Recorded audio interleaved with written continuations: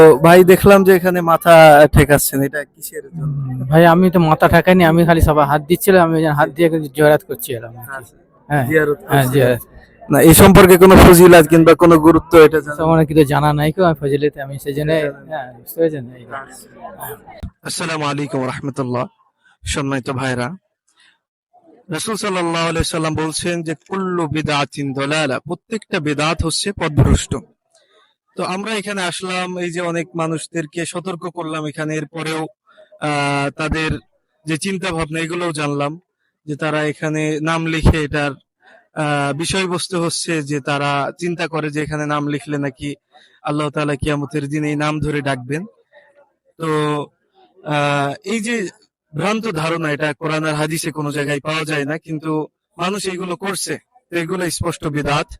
আর এটা কোরআন আর হাদিসে কোনো জায়গায় পাওয়া যায় না। এই যে আমাদের এই ভাইয়েরা দেখি একজন এখানে মাথা ঠেকাচ্ছে, তো এই ভাইয়ের কাছে কিছু যদি জানতে চাই।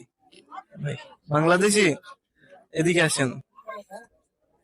তো ভাই দেখলাম যে এখানে মাথা ঠেকাচ্ছেন, এটা কিসের জন্য? ভাই আমি তো মাথা ঠাকাইনি, আমি খালি সবাই হাত দিচ্ছিলাম, আমি যেন হাত দিয়ে জয়রাত করছি এলাম আর কি। আচ্ছা, হ্যাঁ জিয়ারত হ্যাঁ করছিলেন। জিয়ারাত।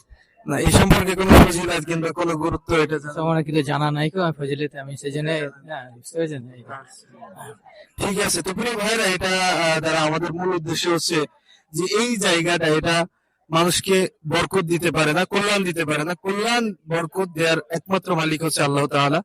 এজন্য এগুলো থেকে বিরত থাকবো। দেখেন এখানে কি পরিমাণ নাম লেখা হয়েছে, মানুষজন হাত ঠেকায়, এখান থেকে মাটি নিয়ে যায়। এইগুলো কোনো কিছুই মানুষকে বরকত দিতে পারে না, বরঞ্চ বিভ্রান্তির ভিতরে ফেলে আর মানুষকে গুনাহগার করে দেয়। এই জন্য এগুলো থেকে সতর্ক থাকবো। আল্লাহ তাআলা আমাদেরকে বিদআত শিরক মুক্ত থাকার তৌফিক দান করুক, আমিন। আখির দাওয়ানা আলহামদুলিল্লাহি রাব্বিল আলামিন। আসসালামু আলাইকুম ওয়া রাহমাতুল্লাহি ওয়া বারাকাতুহু।